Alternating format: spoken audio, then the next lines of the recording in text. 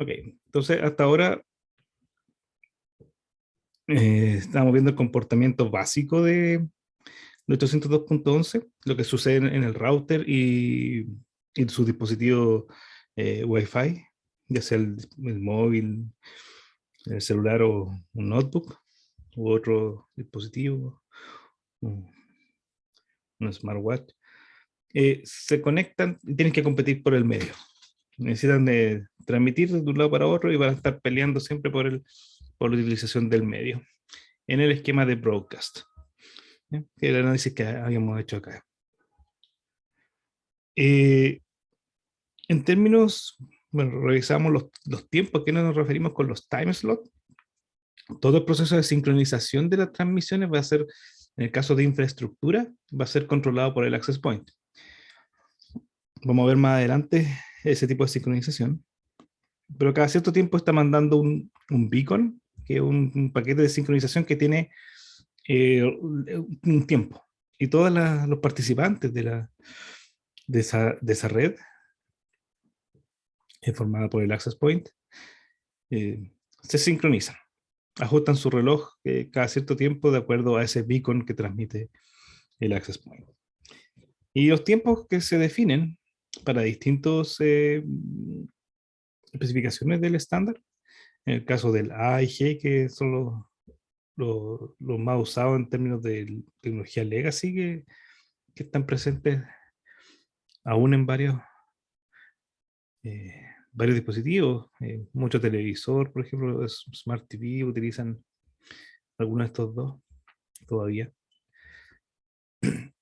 Tiene estos tiempos asociados, el time slot, el tiempo mínimo de utilizaciones de 9 microsegundos, los tiempos cortos, vamos a ver los CIFs que se utilizan para los acknowledgement o los paquetes RTS, CTS, para evitar el problema de terminal oculto, también son del tipo CIFS. O sea, el tiempo que pasa antes de lograr transmitir, de empezar a transmitir información, se deja pasar un tiempo de 16 microsegundos. Y el tiempo de IFS, que es por la transmisión de datos normales, es el tiempo CIFS, en este caso 16 microsegundos, más 2 time slots, más 18 microsegundos. Entonces, un total de 34 es lo que hemos visto. Eso es lo que tarda un DFS. Y en el caso de los paquetes cortos, que son los acknowledgement y RTSCTS, son del orden de 16 microsegundos, lo que se espera antes de poder transmitirlo. Y esto le da prioridad, ya que estos paquetes que transmiten después de un tiempo CIFS transmiten mucho antes de lo que transmite lo que tienen que esperar el resto de las estaciones que van a transmitir datos de forma normal. Así que la prioridad, como lo hemos venido diciendo, se da en base a los tiempos de espera para poder transmitir. Eso con respecto a la transmisión de multicast. Y en el caso de unicast, cuando va de una estación a otra, la transmisión tiene que ser comprobada que ha llegado de manera correcta. Así que se transmite después de esperar un tiempo de FS, que el canal está desocupado, transmite la data, y el receptor, el terminal receptor, que puede ser el access point u otro terminal, está dada por, una vez terminada la transmisión de la data, se espera un tiempo SIFS y de ahí se transmite el acknowledgement. Si si alguna estación quisiera transmitir aquí entre medio, se encontraría con que tienen siempre que esperar un tiempo de IFS. Así que si aparece acá, se va a dar cuenta de que está ocupado el canal, pero si aparece entre medio del tiempo SIFS para querer transmitir, va a tener que esperar un tiempo de IFS, que es mucho mayor que el CIFS, y mientras está esperando, el acknowledge se va a transmitir, así que le va a decir, ok, el canal está ocupado, tienes que eh, intentarlo con el método backoff. Y hasta acá hemos dicho que es bueno, eso con respecto a transmisión sin terminal oculto. ¿Qué es, el esquema de transmisión normal? El que van a encontrar en sus routers. ¿Ya? Va a haber transmisión unicast de datos y acknowledgement. Y bueno, hay cálculos de eficiencia que hay que hacer porque todos estos tiempos se traducen en que el sistema no está siendo ocupado. Y ahí uno debería estimar más o menos cuánto es la eficiencia de la transmisión. Ahora, si hay colisiones, producto que hay más participantes, como le hemos comentado, ya sea en la biblioteca, en una sala de clases, si están estudiando, o bien comedor, se va a encontrar la dificultad que van a existir colisiones y que van a aumentar esta posibilidad de degradar el desempeño de la red, el throughput.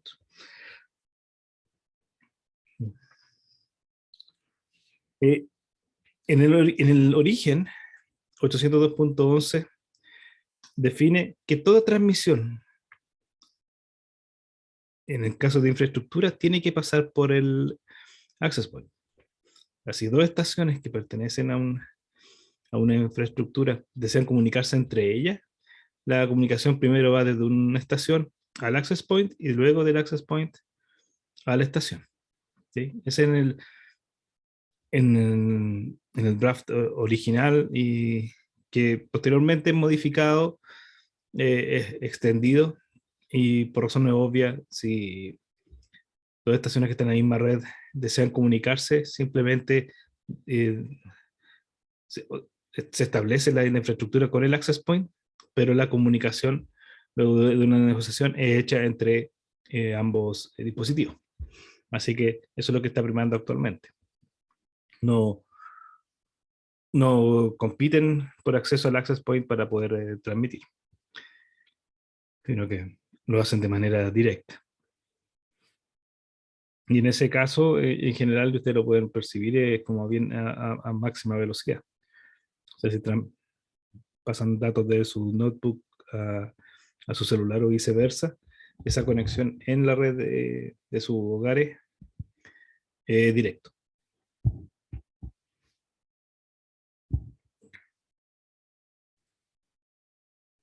Lo único, lo único que está identificado en de los paquetes Mac que se utiliza es que pertenecen a una a cierta estación a cierta infraestructura.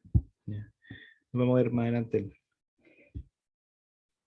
las, las características del frame Mac. Bien, eso en general.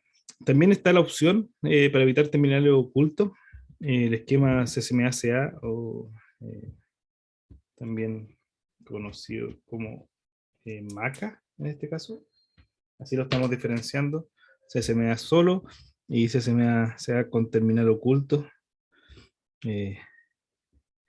Vamos a hablar de que esto es MACA.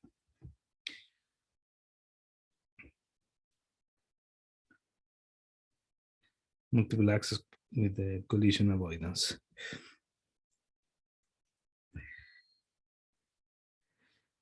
Entonces la idea de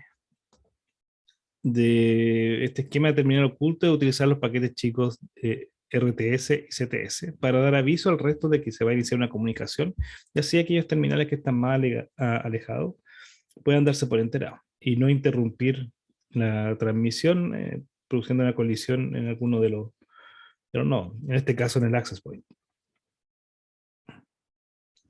¿Ya? Entonces el esquema de terminal oculto va a estar dado porque tengo un access point y el access point en general puede ver todos los participantes en un esquema, podríamos decir, estrella. Supongamos que esta es la ubicación de una estación 1, estación 2, estación 3, estación 4. Entonces no tiene por qué estar oculto el terminal en términos de físicamente detrás de algún elemento que impide el paso de la onda electromagnética, sino que basta que esté suficientemente alejado como para que un terminal esté oculto de otro terminal. Supongamos que el S2 y el S3 son esos terminales y la comunicación tiene este alcance para el caso del rojo y este alcance para el caso del naranja. En ese caso, ambos, S2 y S3, ven el access point, pero S2 y S3 no se ven entre sí. Así que están ocultos uno con el otro. Sin embargo, el access point es visible para ambos. Y en ese caso, bueno, si S3 transmite, va a transmitir un request to send, por ejemplo.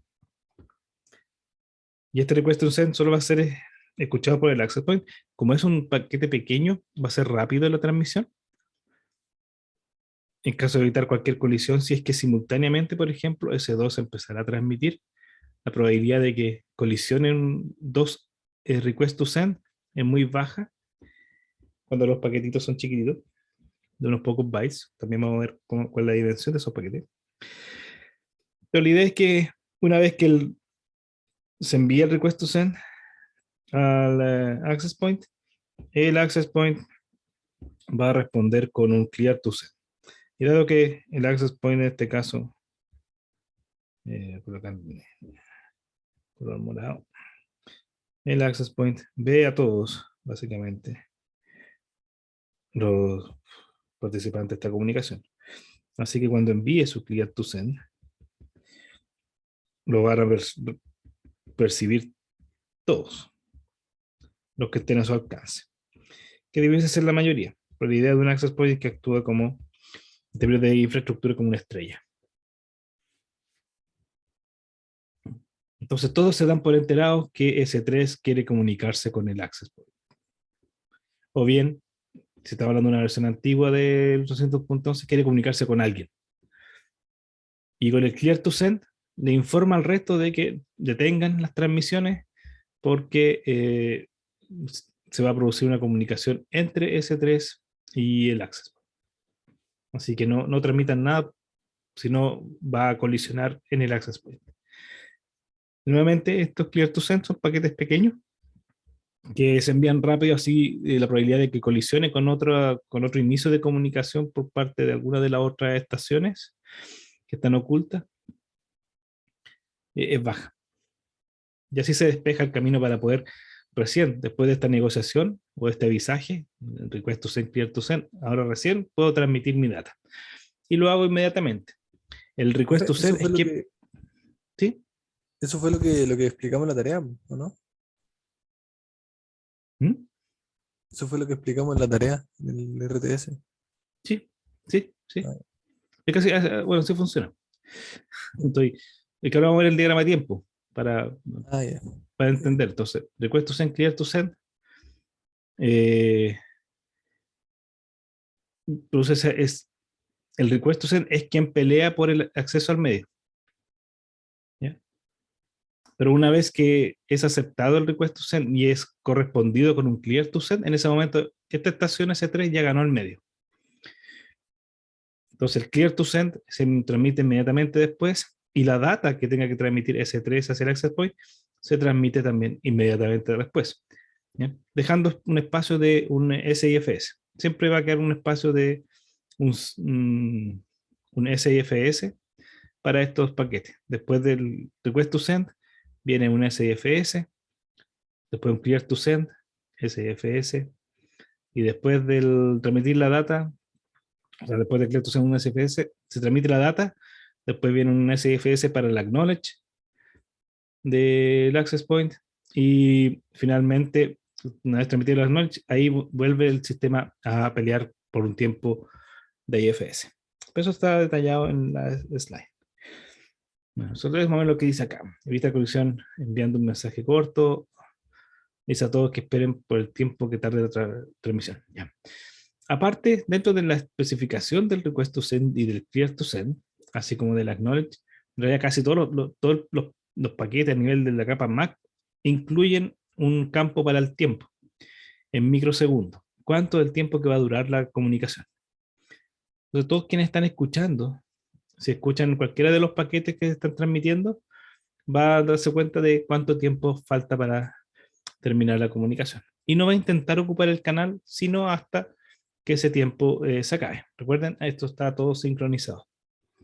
Entonces, dentro del paquete Mac, del frame, de la estructura del frame, está la información de cuánto tarda la transmisión.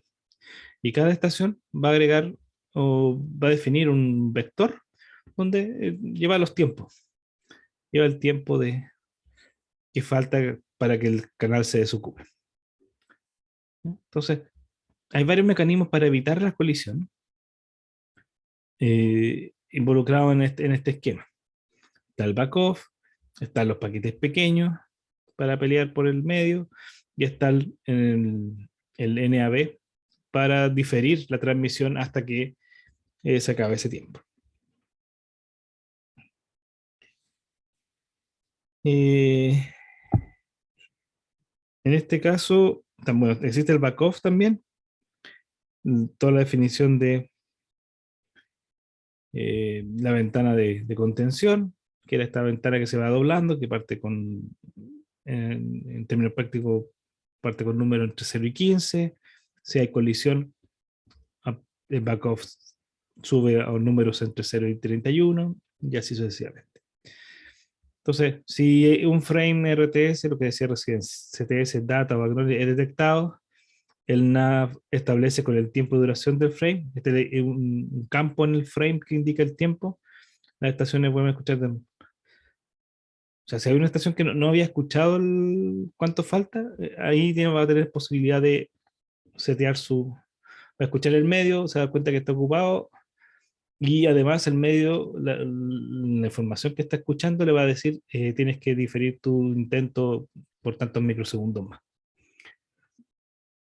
Y lo demás es lo mismo, si el canal está desocupado por un tiempo de IFS y no está activo el backoff, la estación selecciona un tiempo al azar y actualiza el timer backoff.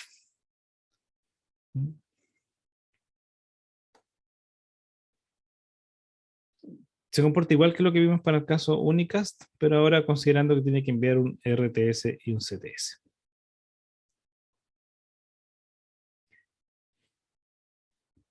Entonces, más o menos la secuencia es la que aparece acá. El emisor, antes de iniciar su comunicación, va a esperar un tiempo de IFS, siempre. Si encuentra el canal ocupado, va a esperar que se desocupe, y luego que se desocupa, va a esperar un tiempo de IFS. Y va a transmitir el request to send. En la estación que está, bueno, todo esto ocurre después de un tiempo de SFS como máximo, la estación receptora, en este caso voy a hacer el access point, va a responder ese request to send con un clear to send. ¿Ya? Si es que recibe el request to send sin colisión. ¿Ya? Si se logra transmitir de forma exitosa, después de un SFS, el receptor va a mandar un clear to send. Y solo después, bueno, va a recibir el emisor ese clear to send y va a esperar un SIFS nuevamente antes de empezar a transmitir la data. ¿Ya?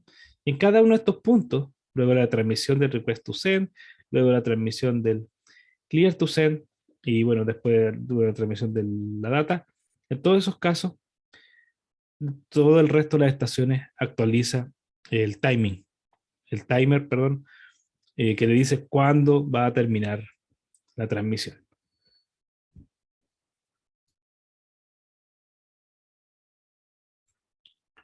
Cuándo va a terminar la transmisión.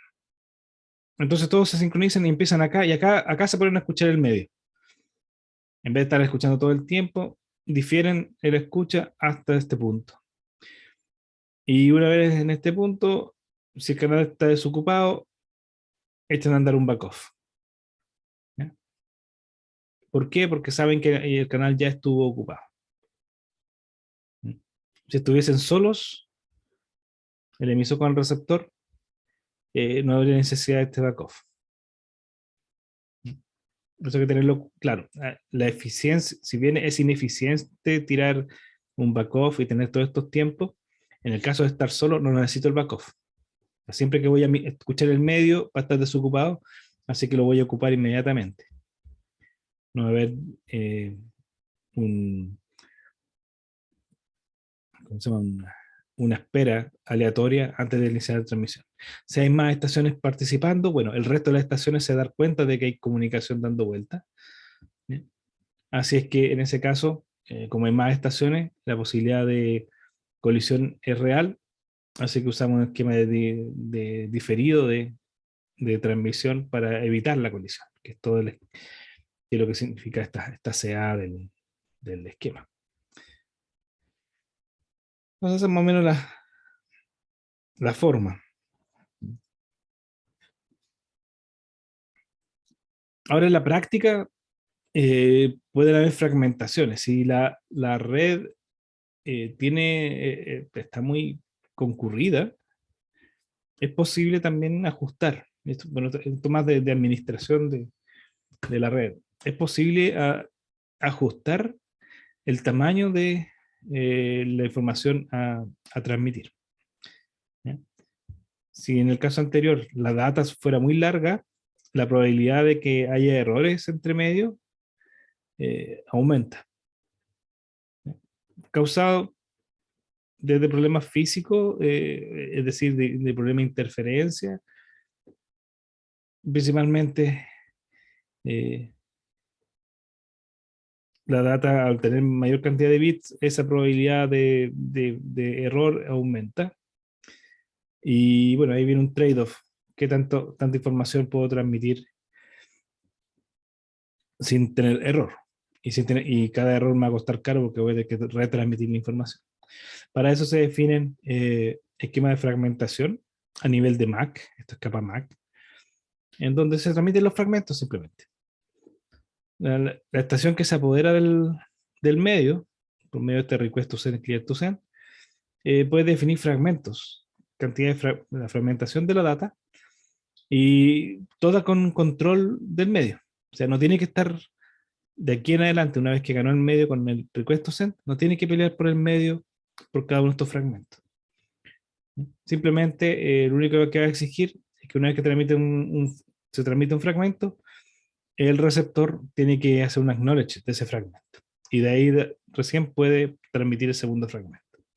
Entonces, nuevamente el trade-off. Divido la data en paquetes más pequeños de manera que la probabilidad de error disminuya, pero aumento la ineficiencia. O sea, el tiempo para transmitir aumenta en términos de SIFS más acknowledge. Por cada fragmento ahora tengo que transmitir un SIFS más acknowledge. Entonces lo dividí en dos, tengo que agregar este tiempo. Si lo divido en tres fragmentos, voy a tener que agregar todo este tiempo. Más el del o sea, más estos dos SFS más acknowledge. Si transmito tres fragmentos, bueno, voy a tener que agregar el doble de estos tiempos. Entonces la ineficiencia aumenta, disminuye el throughput, pero la probabilidad de error también disminuye. Entonces, ¿cuál es el punto de equilibrio? ¿Cuántos fragmentos me es conveniente en vez de tener que retransmitir toda la data en términos de tiempo? Entonces se pueden hacer muchas comprobaciones desde el punto de vista de la eficiencia. ¿Ya? Porque si tenemos un paquete largo, o en el caso que se está transmitiendo esta data, que pueden ser, no sé, 1500 bytes, hay una probabilidad de error y voy a tener que retransmitir esos 1500 bytes. Ahora, si lo divido en tres paquetes de 500 bytes cada uno, por ejemplo, puede que va a disminuir la probabilidad de error y puede que no necesite retransmitir. Pero voy a introducir tiempos de espera, tiempos SIFS más acknowledge para transmitir. Entonces, ¿cuál es el punto de equilibrio entre retransmitir y cantidad de fragmentos?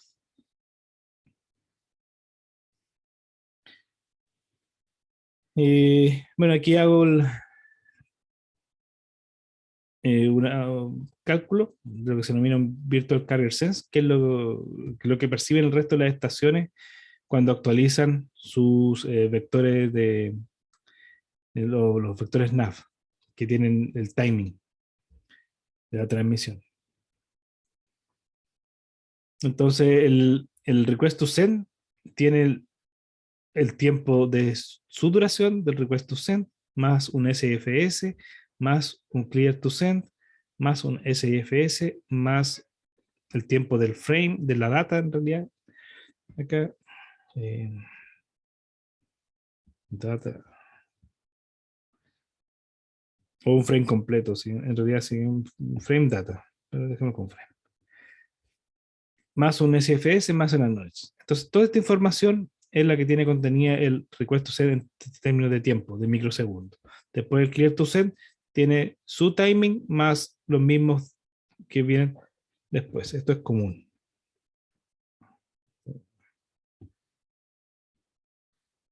Eso corresponde al CTS. Después viene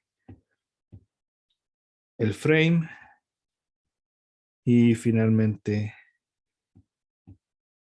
qué sé yo, el acknowledge. Acá. Esos son todos los tiempos que están incluidos en los distintos paquetes para que el resto sepa cuándo escuchar. En realidad, cuándo volver a escuchar. Es lo que dice acá abajo. No tengo que escuchar hasta que sea... no necesita escuchar el canal hasta que sea cero. Lo escucha, hace el cálculo y de ahí vuelve a escucharlo en ese instante. Entonces acá yo tenía un ejemplo de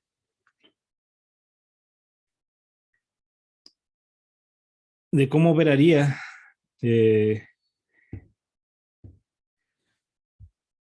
el caso de 4 estaciones, donde una es un access point, la estación 1 es access point, el resto de las estaciones son cualquiera. Entonces, ¿cómo es la comunicación entre las estaciones y el access point? Básicamente.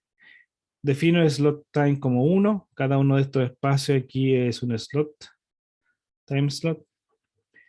La ventana donde voy a elegir números 5, ¿ya? Elegir 1, 2, 3, 4 o 5.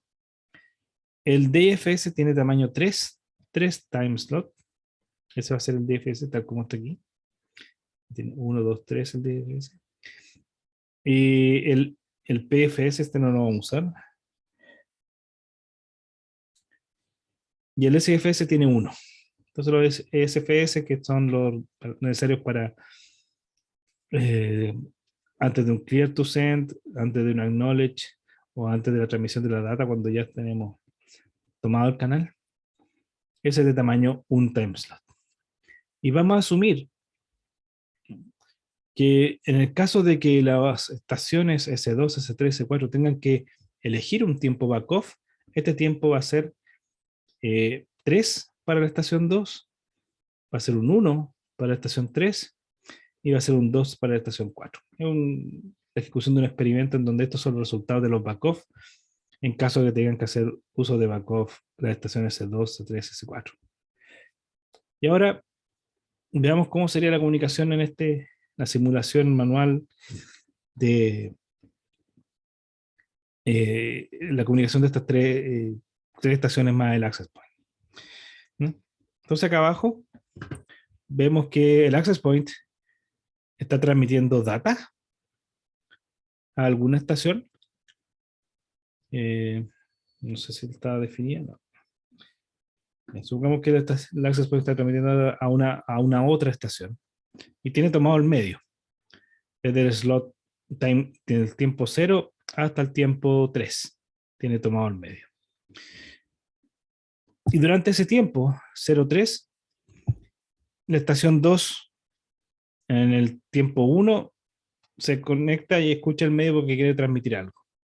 Y la estación S3 y S4, bueno, ambas al tiempo 2 se conectan y quieren escuchar, quieren transmitir algo, así que también escuchan el medio. Y lo encuentran ocupado. Así que difieren su intento hasta que se acabe la transmisión y de ahí inician un tiempo de IFS. En ese caso, la transmisión se va a acabar cuando me llegue el acknowledge. En este caso, perdón, la estación, el access point está transmitiendo a la estación 4. Eso es lo que hay acá. Ahí sí. El access point transmite a S4. Porque el acknowledge es de S4. Entonces termina de transmitir su data, pasa un tiempo SIFS, eso lo significa esta S, de espera y luego recibe la el acknowledge de S4. Entonces S4 transmite ese acknowledge. Los tiempos de espera los voy a colocar acá arriba a nivel del access point para no ensuciar tanto. Entonces S4 transmite el acknowledge. Luego de este acknowledge, tenemos que la estación S2, S3, S4 saben que va a terminar el tiempo de transmisión acá en 5. Y aquí inician sus DFS. Entonces todas estas estaciones, las 2, la 3 y la 4, van a iniciar un DFS inmediatamente después de el acknowledge. ¿Sí? Entonces inmediatamente después del acknowledge. Y el DFS era de cuánto? De 3. Entonces entra un DFS. Las 3. Y de ahí empiezan a competir, lanzan su backoff. La S2 lanza el backoff, ya que estaba el medio ocupado, y le da un 3.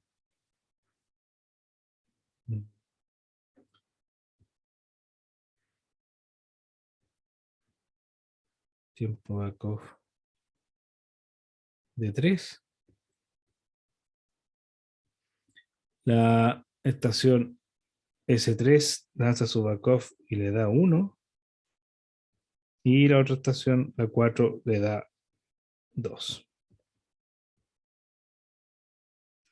Entonces, la C2 tendría que esperar hasta acá, hasta el tiempo 11, para poder transmitir su request to send, mientras que la S3 tiene que esperar un solo time slot para poder transmitir request to send, y la S4 tendría que esperar 2. Entonces, la que gana el medio es la 3, que tiene un backoff 1, en comparación a 3 y a 2. Y se coloca a transmitir su clear to, request to send, perdón. Entonces, transmite el request to send. ¿Profe? Y los otros, perdón, ¿sí? Pero no se supone que después de esperar el backup partían al tiro con la data. No, pues este es un caso de RTS-CTS. Ah, ya. El que Ya, pelea el perdón. medio en este caso es el request to send. Ya, Una vez que le han dado el clear to send, ahí, después de un tiempo SFS, ahí recién empieza la transmisión de data. ya. Aquí se pelea por el medio primero. Y en este caso, en el caso anterior, el primero que vimos, ahí se transmitiría la data en esta parte, ya que no estamos usando el RTS-CTS. La observación es correcta si Sí. no estuviésemos usando terminal oculto. ¿Pero tiene algo más que agregar? No, siga ¿No? nomás. Ya. Entonces aquí transmite el request to send y estos tiempos quedan diferidos. Ya, los voy a dejar ahí por mientras, porque se guardan. Acá, después de 1, el terminal 2 congela su backoff y le quedan 2 restantes. Y en el caso del terminal 4, congela un backoff, un time slot de backoff, lo congela para la próxima pelea por el medio. Lo voy a dejar ahí. Entonces, el request to send y supongamos que le están transmitiendo al access point, hace un request to send. En el access point, después de ese request to send, vamos a tener un SIFS, un tiempo SIFS, y después de ese tiempo SIFS, el access point va a responder con un clear to send. Por un clear to send. Y luego vamos a tener nuevamente un SIFS. Y ahí recién se da por enterada la estación 3 de que puede transmitir su data. Aquí recién empieza la transmisión de la data, que vamos a asumir que también son 3. No lo tenía puesto acá. Entonces la data es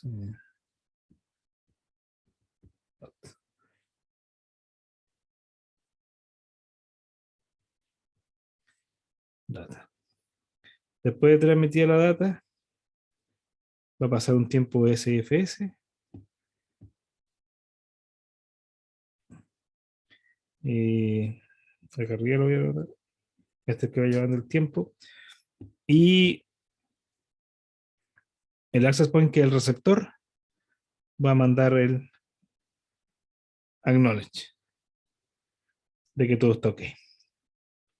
Y ahí terminó la comunicación de S3 con el access point. Peleó, ganó el medio y empieza, transmite su request to send, clear to send. Recuerden que esto es para avisarle a todas las otras estaciones, clear to send, que no interrumpan. Y de ahí transmite la data. Y ahora en este punto, estas otras dos estaciones estaban escuchando, ya saben que la comunicación va a terminar acá, así que ahí inician nuevamente la pelea por el medio. En el caso de la estación 2, le quedan dos backoff. Perdón, tiene que esperar un tiempo de DFS. Se me está olvidando el DFS. Termina acá el acknowledge. Tenemos que esperar un tiempo de DFS siempre. Y al final del tiempo de DFS empieza el backoff. En este caso de 2. Y en el caso del S4 le queda uno solamente. Así que el S4 que va a ganar el medio. ¿Ya? Y va a ser lo mismo que en el caso anterior. Va a mandar su request to send. Va después de un espacio SIFS. El access point va a responder con un clear to send. Y así sucesivamente. Y de ahí la estación 4 transmite su data. Tiempo SFS y le manda el acknowledge. Y ahí después quedaría solamente esperar otro tiempo de IFS.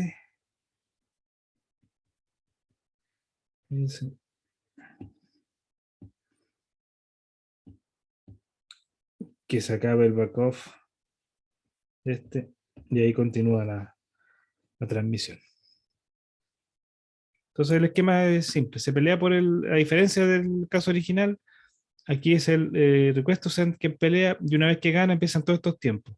SIFS, clear to send, SIFS, data, SIFS, acknowledge. Y ahí recién el DFS. Están siempre repitiendo esos tiempos. Creo que es lo que tengo anotado acá. Acá puse el data de 2. Sí, me equivoqué en eso.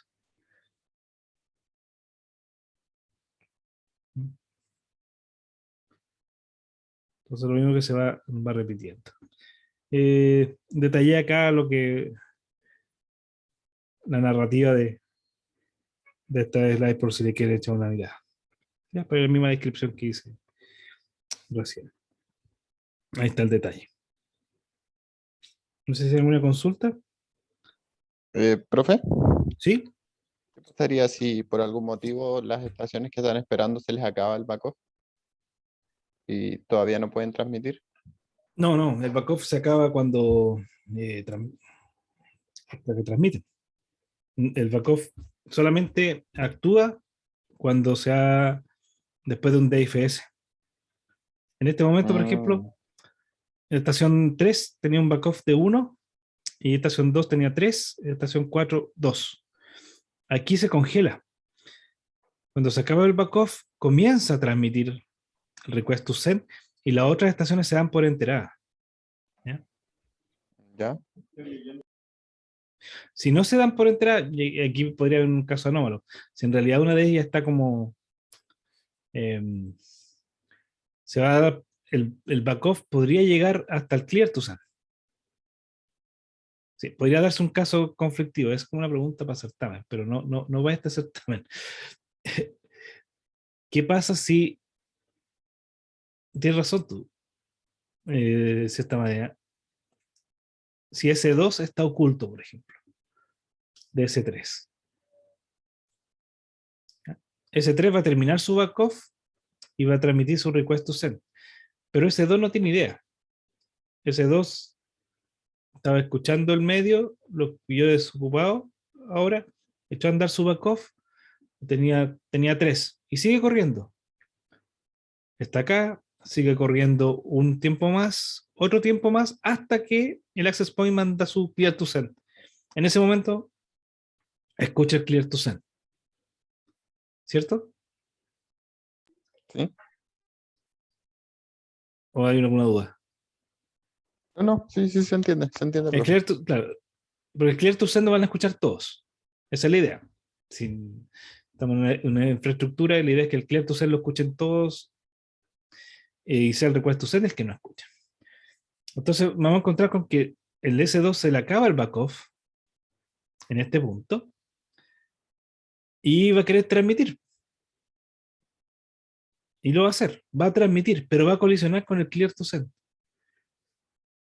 Se va a producir una colisión entre el clear to send y el inicio del request to send. Ya, Podría perfecto. darse eso, podría darse ese caso.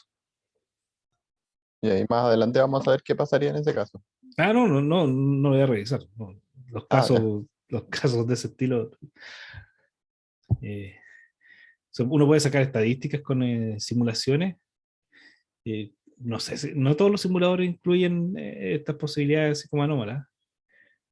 En caso de terminal oculto, OpNet, que es uno de los simuladores importantes, ahora se llama Riverbed. Eh, sí, que es posible que incluyan. Yo había visto unos simuladores, déjenme ver acá.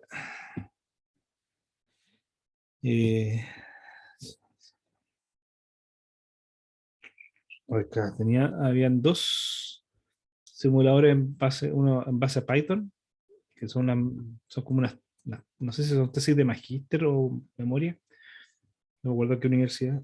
Eh, por ejemplo, esta,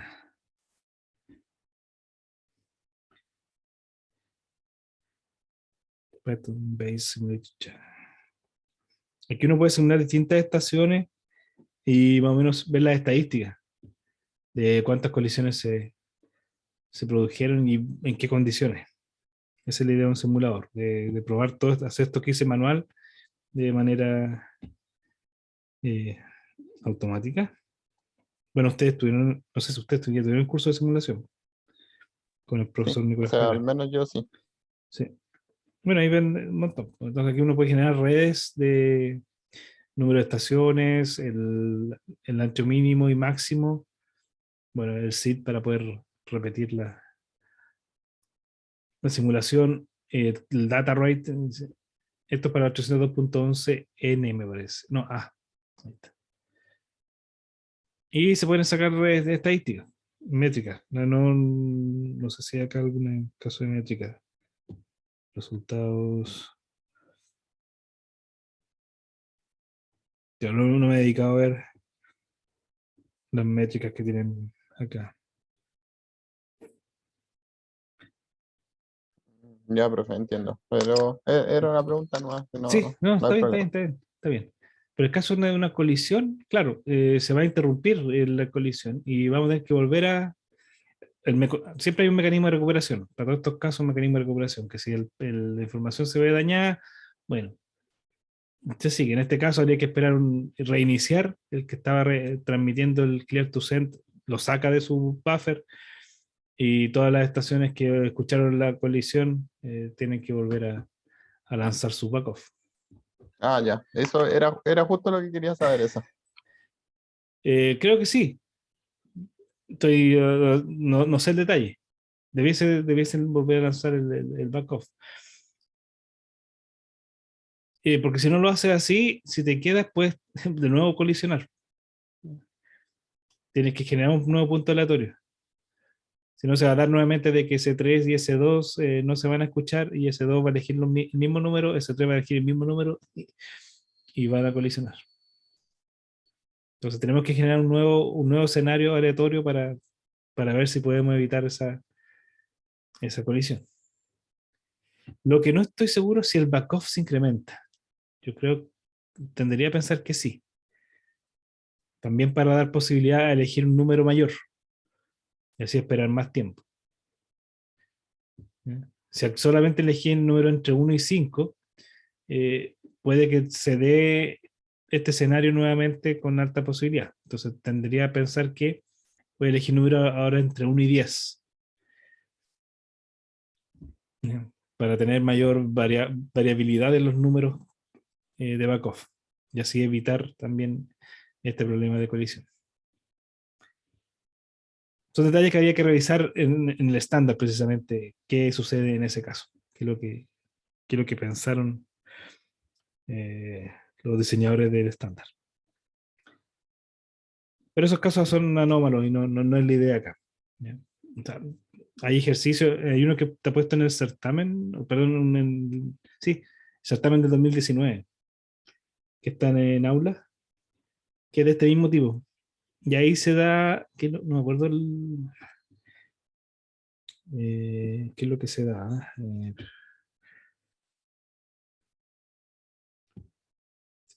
Sí.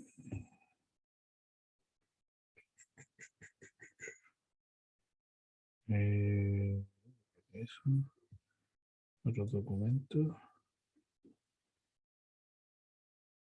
Sí, acá está.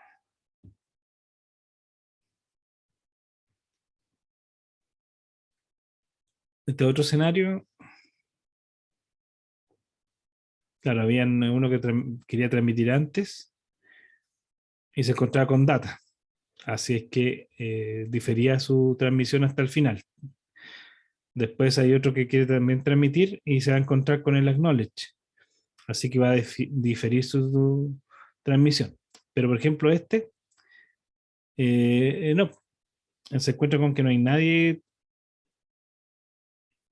comunicándose y va a tratar de transmitir inmediatamente después del DFS. Va a esperar DFS y va a transmitir. Pero ese es el intento, porque una vez que estos otros dos, el DFS parte acá para esos otros dos. En caso para el DFS parte en este punto. Así que se va a encontrar con que los otros dos posiblemente van a elegir un backoff. ¿Ya? El S1 y S2 van a elegir un backoff. Ahora, si ese backoff es mucho mayor que el DFS de este caso, acá ya definí los números, pero voy a poner un caso hipotético, que después del acknowledge, supongamos que viene un DFS acá, y en el caso de la estación 1, ¿qué pasa si elige un backoff de este estilo? Y la estación 2, no sé, pues elige un backoff también un poco más pequeña. Pero la estación 3, que escuchó el medio que está desocupado, va a esperar solamente un DFS. Va a esperar su DFS y va a transmitir el request to send al tiro. Porque para ella no corre la regla del backoff, dado que el medio está desocupado cuando quiso transmitir. No sabe si hay más estaciones. Ahora yo puedo forzar el que exista un backoff para todo evento, ¿no? Asumiendo que siempre van a haber más estaciones. Yo puedo agregar que siempre existe el backoff en la comunicación. Esa es una opción. En este caso no me acuerdo cómo lo tenía planteado. La solución debería estar. Ah, no, eran pequeñitos. La estación 2 tenía un backoff de 1. Así que empieza a transmitir al tiro. Y el DFS. Claro, aquí hay una anomalía. ¿Ya? Tengo que haberlo explicado en la clase. Me hubiera evitado todo el problema si Si este lo he puesto acá. Ahí sí. Que queda como muy justo.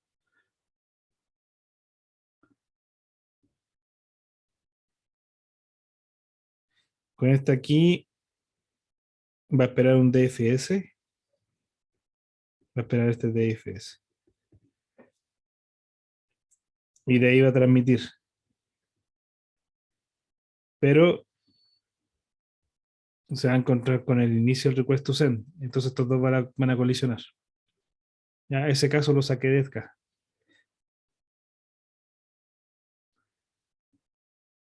Sí.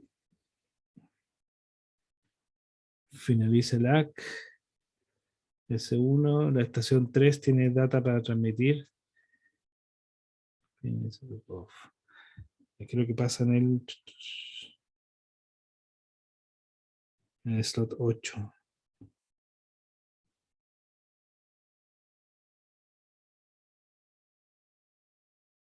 Ese tren no participa de la COF.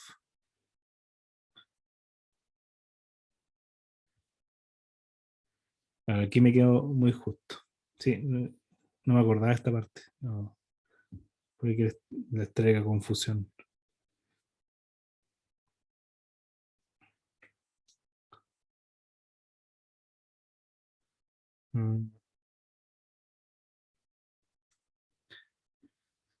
Bueno, tendría que cambiar esta. Con solo mover esta flecha me evito ese problema. Bueno, si revisan la grabación. Acá. Ahí debería haberla puesto para que no hubiera ambigüedad.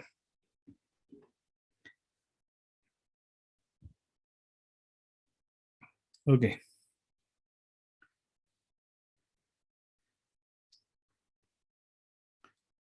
Lo voy a corregir y lo voy a subir así, con esa corrección.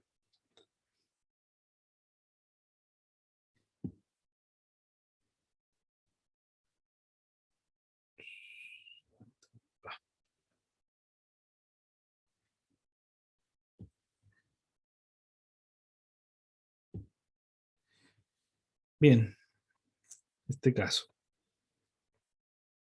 ¿Qué es? 15:30. Bueno, ahí revisan este ejemplo en los detalles. Bueno, con la grabación.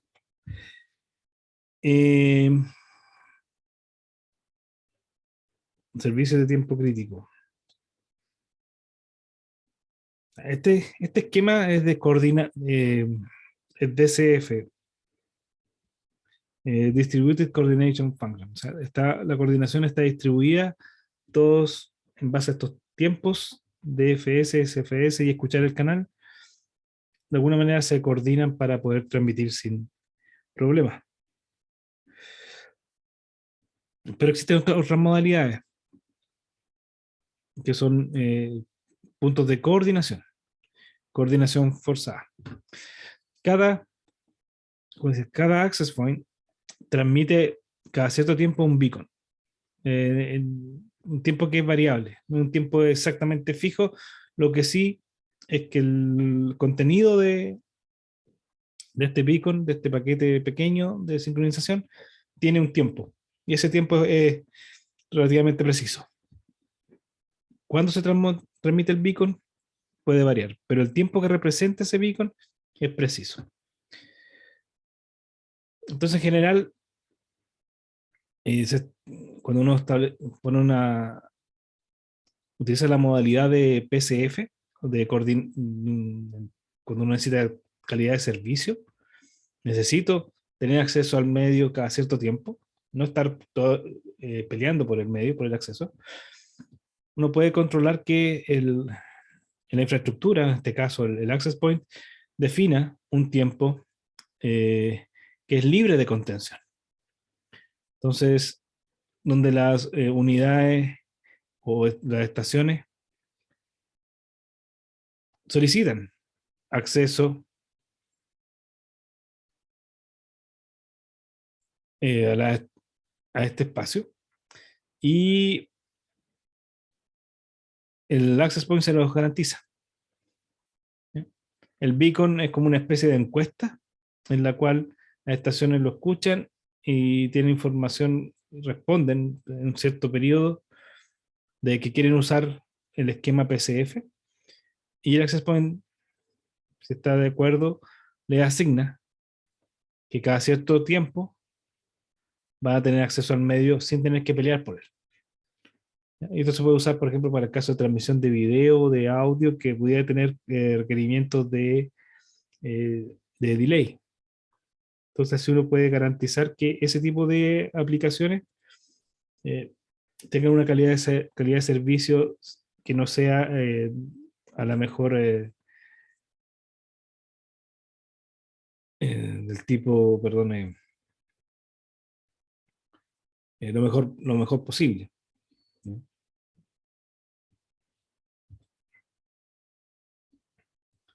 Entonces, uno puede configurar esquemas en los cuales tiene un acceso sin contención y libre de contención, y otro normal. Son, son configuraciones más complejas que en general se dan en routers más avanzados, no los routers que uno tiene disponibles, sino estaría lleno de parámetros de cuántos son los periodos, cuántos son los tiempos, los periodos para poder configurar estos esquemas. Y hemos visto básicamente dos prioridades dadas para baja prioridad para transmisión de data, usando los espacios de IFS, y de alta prioridad para el caso de request to send, clear to send y acknowledge, en donde se utilizan paquetes SIFS. Existe una extensión que permite definir más prioridades, más diferenciación entre tráfico. Eso nos va a permitir diferenciar aquel tráfico que sea, por ejemplo, de control o como les decía, quizá multimedial, o en el caso de juegos que requiera de menor latencia. Entonces es posible definir distintos tipos de tráfico con distintas prioridades, y además también ventanas distintas para el caso de backoff. Entonces yo tengo unas pocas estaciones que van a estar usando data de video, eh, y que va a ser con prioridad. Ellos van a tener sus propios tiempos interframe para poder ocupar, y además van a ser pocas. Puede que la ventana necesaria para esas aplicaciones no sea grande, y puedo tener uso normal, como el de navegación por web, en que no tiene la relevancia para tener una mayor prioridad, y van a haber muchos terminales tratando de usar el medio. Así que el esquema de ventana puede ser mayor, más grande, o se debe la ventana de contención para elegir estos números de backoff, diferente para cada uno, y los tiempos también asociados. Entonces, hay una extensión que posterior al estándar, unos años después, permitió generar o clasificar distintos tipos de tráfico y con distintos tipos también de ventanas. También se define, en el caso de necesitar transmitir mayor cantidad de data sin tener que estar concursando por el medio, lo que se denomina un Transmission Opportunity Limit, que le permite a un terminal transmitir múltiples paquetes. Una vez que lo gana, ya sea por un request to send o porque el backoff le dio el número ganador más corto, si tiene activado este flag o esta variable TXOP limit, puedo transmitir varios paquetes unos tras otros sin tener que competir por el medio por cada uno de ellos. Entonces, en general, los access points están configurados de esta manera.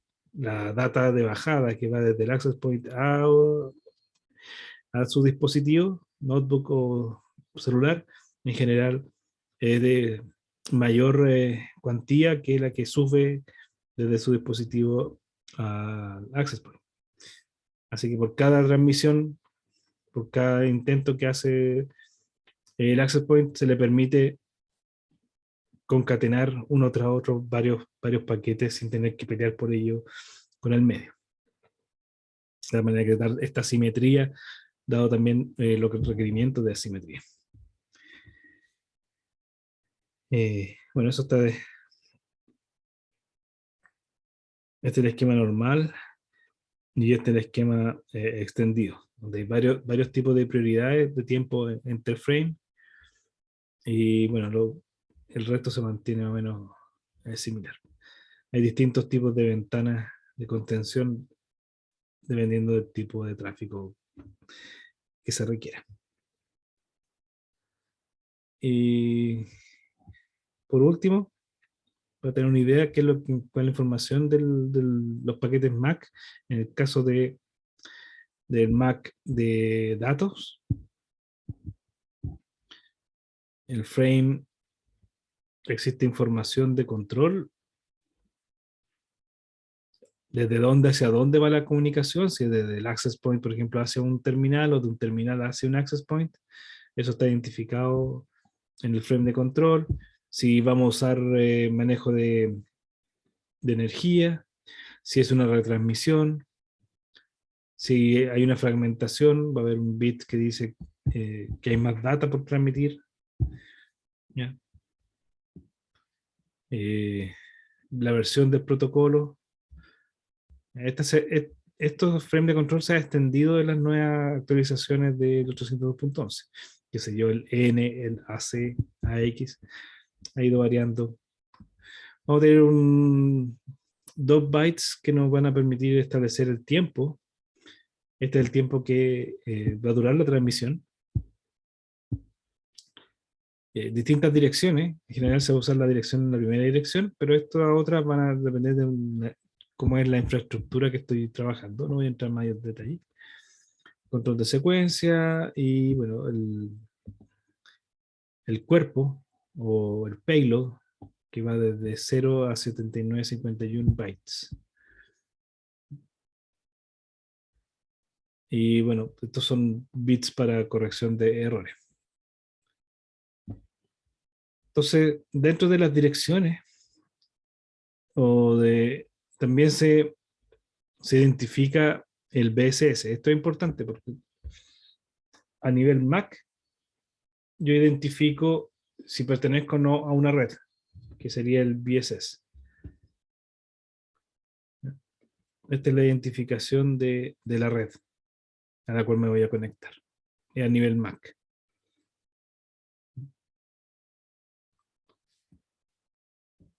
Y bueno, las direcciones aquí, si es que voy transmitiendo hay unos campos, unos bits en el frame acá, to 10, from 10, distributed system. Entonces, en el caso de estar transmitiendo desde acá, desde el access point hacia un terminal es from 10, y si estoy transmitiendo de un terminal hacia el access point es to 10. No voy a entrar en más detalle porque no, es cómo se mueve la información cuando se transmite de un punto hacia el access point o del access point hacia abajo o bien de un access point hacia otro access point por medio del sistema de distribución.